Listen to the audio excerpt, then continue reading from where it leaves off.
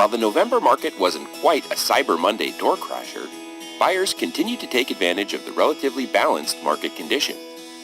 Let's take a closer look. Realtors registered about 2,200 home sales on the MLS in November, a 28% increase over this time last year. This is about 13% below the 10-year seasonal average. This uptick in demand continued a trend that started in October.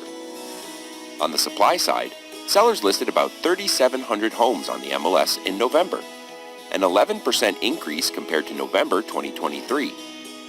The month ended with around 13,200 homes listed for sale across the region on the MLS, which is 26% above the seasonal average for the month.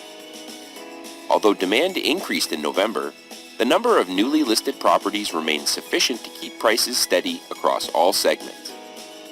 One tool we use to measure supply and demand is the sales to active listings ratio. This ratio measures the homes available for sale against the number of homes sold throughout the month to get an idea of supply and demand. Analysis of historical data suggests downward pressure on home prices occurs when this ratio dips below 12% for a sustained period. Home prices often experience upward pressure when it surpasses 20% over several months.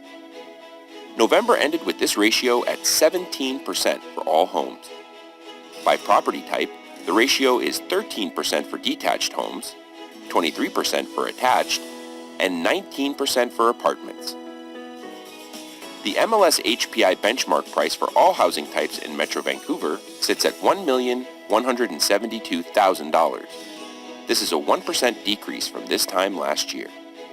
By property type, detached homes reached a benchmark price of just under $2 million, townhomes reached $1,118,000, and apartments reached $753,000. So, what's next for the market?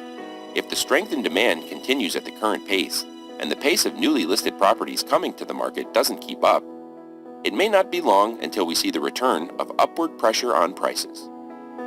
For further housing market information, go to the Market Watch section of our website.